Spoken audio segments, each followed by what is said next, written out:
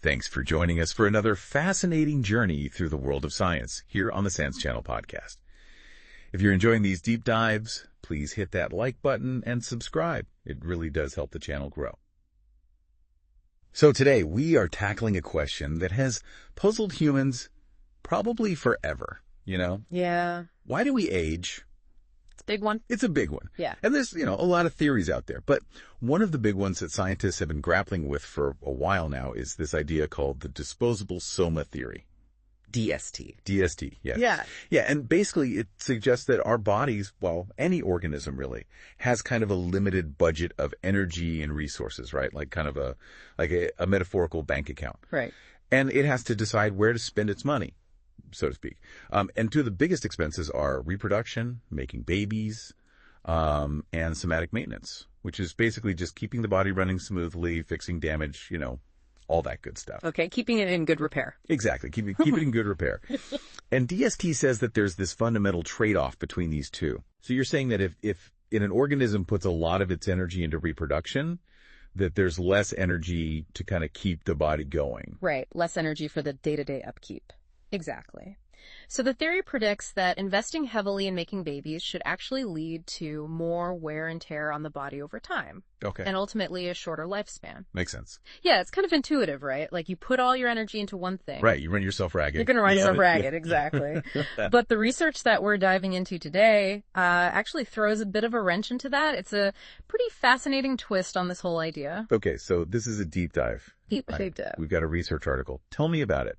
What did these scientists, how did they design a study to actually test this pretty big idea? Right. So they focused on female mice, specifically C57BL6J mice. Okay.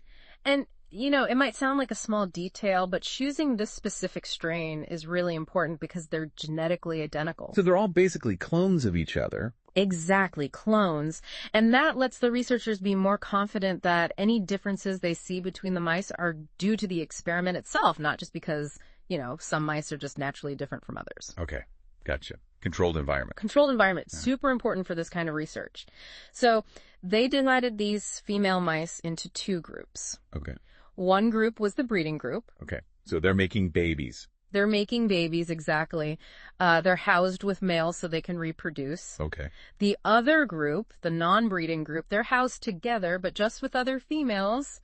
No baby making happening there. No baby making, okay. And then the researchers basically just watched and waited. For how long? I mean, how long did they follow these mice? Oh, for a long time. It was a long-term study. They tracked how many offspring the breeding group had, and of course they kept track of how long each mouse lived, both the breeders and the non-breeders. Okay.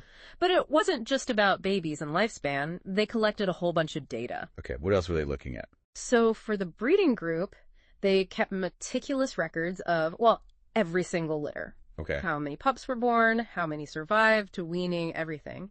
They also looked at things like body composition. Body composition, like how much fat versus muscle they have. Exactly, how their bodies changed over time. And they measured their daily energy expenditure, like how many calories are these mice burning each day. Okay. And really importantly, they measured markers of something called oxidative stress in different tissues, especially the liver.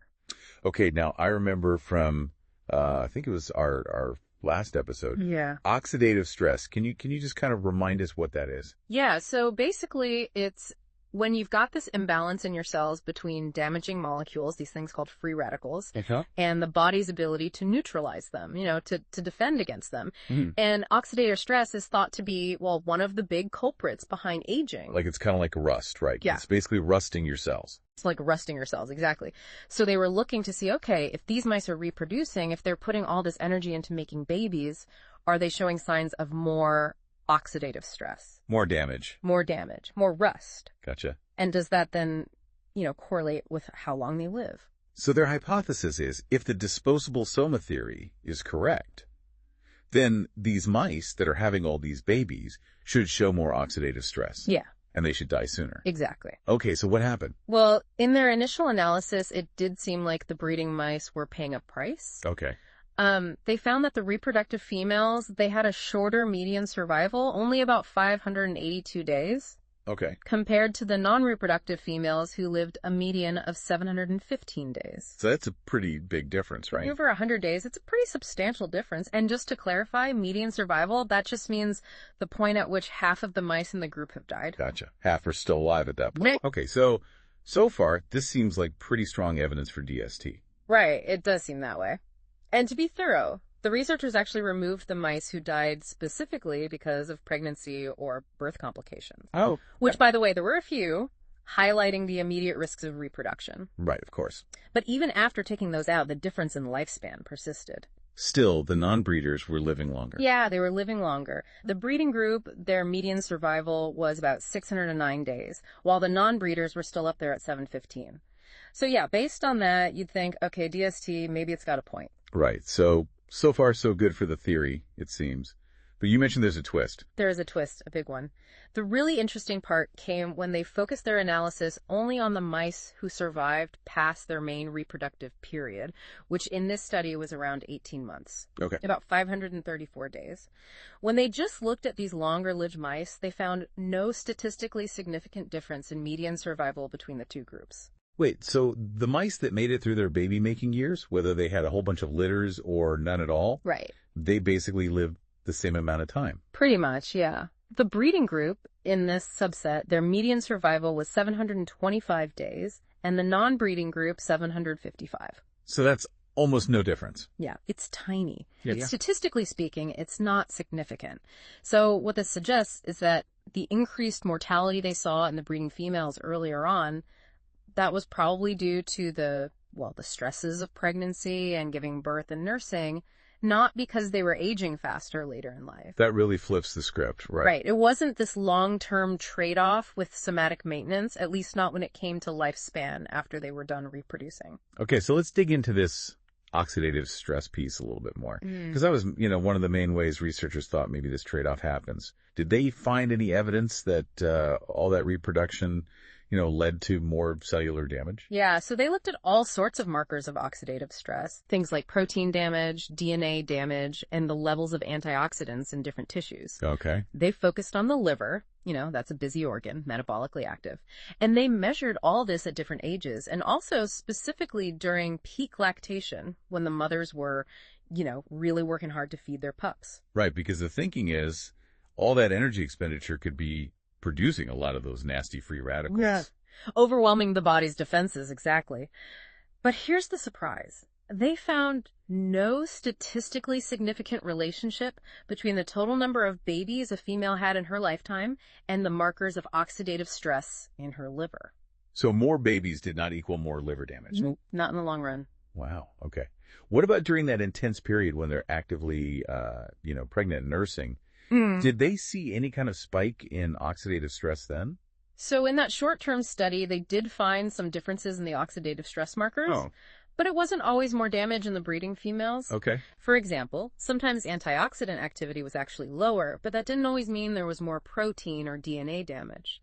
And in one specific case, brown adipose tissue, the protein damage was actually lower in the breeding females. Okay.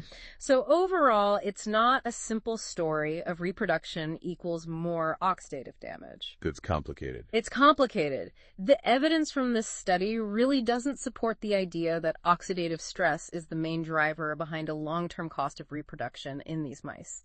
Interesting. So this one study is, pretty compelling. It makes us think about the disposable soma theory in a different way, but it's just one study. Of course, yeah. So how does this fit with, all the other research that's done on this topic? Right. Well, the researchers themselves pointed out that previous studies on DST have actually had mixed results.